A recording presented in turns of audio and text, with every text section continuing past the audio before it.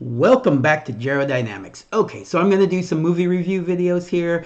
I think those are becoming my favorite videos to do so far. I've just been I love going to see the movies. I love talking about movies. So other than, opening my magic content, I really do enjoy doing these movie reviews. So hopefully you like them. Hopefully you are checking them out and taking my suggestions on what movies to go see.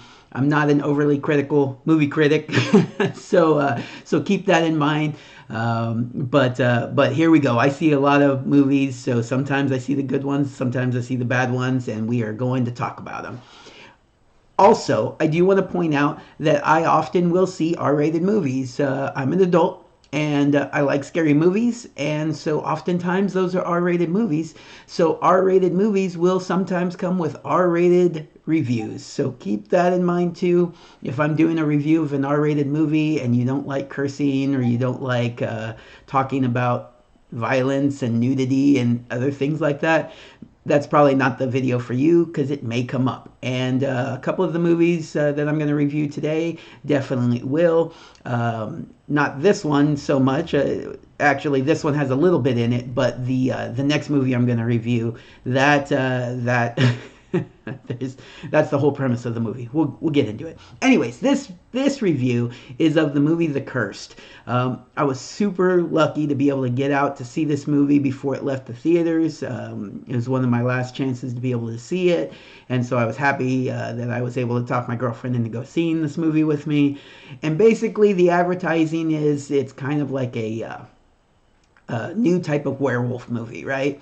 And I would say that's pretty accurate. Not going into a whole lot of spoilers, but I wouldn't say that it was a traditional werewolf. And I know everybody's saying it's a werewolf movie. My take on the beast that's in the movie, and I mean, it's not really spoiling anything that's in the trailer. There's obviously some sort of creature or beast going around in this movie. The beast is kind of like a cross between a werewolf and a Wendigo. And so if you watch the movie and you get that vibe too, let me know what you think. That's kind of what I was thinking about it. I saw another review where the guy thought it was kind of like a cross between a werewolf and a vampire. I didn't really see that. That's not how the creature came across to me. It definitely had that Wendigo type of vibe. And if I was going to go into spoilers, and maybe I will, because the movie's been out a while now. It's most likely out of the theaters in your area. So at the end of this, I'll kind of do a little bit of a spoiler on why I think it's kind of like a Wendigo type of creature. Right now, my personal Wendigo is walking behind me. Is he going to jump up here? He sure is. Bruce is making an appearance, aren't you, Bruce? Oh, not quite. Come on. All right. So, oh, there he goes again. Look, yep. Wow. So anyway, so The Curse. It stars Boyd Holbrook. I knew he looked familiar. I wasn't 100% sure where I knew him from. After watching the movie, I looked it up, and he's actually the one of the main villains from Logan. I liked him. I liked him in Logan. I liked him in this. He did a good job, very serviceable as the main character.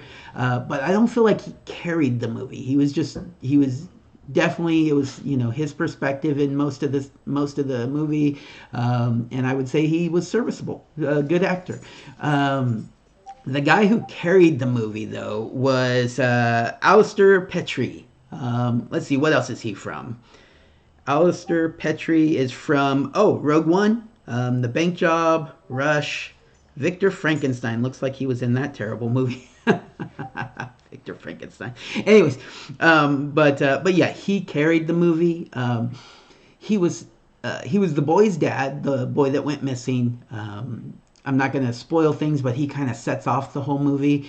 He kind of plays both the victim and the villain throughout the movie, and I think he does a great job. So honestly, he's the one who carries the movie for me, does a great job. The Beast is cool because, beasts are cool, but you don't see a lot of it, so the Beast doesn't really carry the movie, although it does kind of give you a spooky vibe. It gives you kind of like a when's it going to show up type thing, and so I do like the Beast for what it is, but this guy, I think he plays, what's the dad's name? He's the dad. He plays Seamus Laurent. Okay, and then his wife is played by Kelly Riley. Kelly Riley, what else do I know her from? She is in from Pride and Prejudice and Flight. Sherlock Holmes also. Okay, I don't think I remember her in Sherlock Holmes, but all right. She plays the wife. There was an as in often is in horror movies, there was an unnecessary nudity scene with her early in the movie. It was nice. What are you gonna say, right?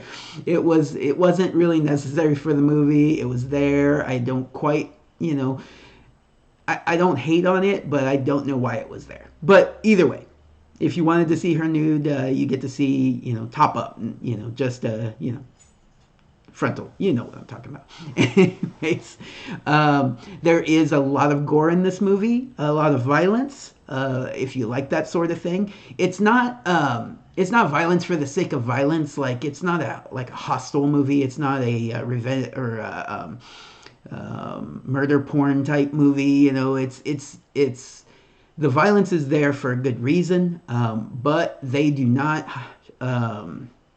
They don't shirk away from showing it. They will show that violence. They show some disgusting scenes that are just amazing.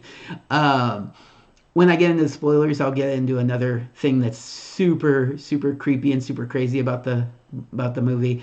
The children actors are, let's see here. We have Amelia Crouch and Max McIntosh. So keep an eye out for them. They were decent. They held their own. Didn't throw me off as far as being child actors. And Amelia actually kind of plays a pretty big role in the movie. Max is the kid that goes missing, so you get him at the beginning and the end of the movie. He does a good job. Okay, so let's just do a little bit of spoilers here, and then I'll end this one. Most of my movie reviews will be relatively short. This one's a little longer because I kind of explained some things. So spoilers, 3, 2, 1. All right. So the Beast is a curse, right? And the dad has a bunch of gypsies killed because they're trying to take some land from him that they say is their land, and he doesn't want to. They don't want to negotiate. They just want the land, and so he has them all like slaughtered, and so that kind of starts the curse, and it ends up being like some silver teeth that this kid finds and like puts them in his mouth, and he bites another kid and starts the werewolf curse thing. It's really interesting. It's not your typical werewolf movie.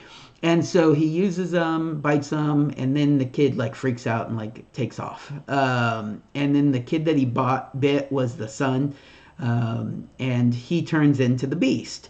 And a couple of other people also turn into, maybe only one other person also turns into a beast. And you find when they take it down by having it like fall through a pit trap onto some spikes, they take it back to the house so they can kind of investigate what it is. They cut it open, and the lady who had been turned into the Beast is inside the creature, has been turned into this creature, but is inside it. So it's basically like they cut it open, she's in there, but she's feral and crazy, and so they kill her too.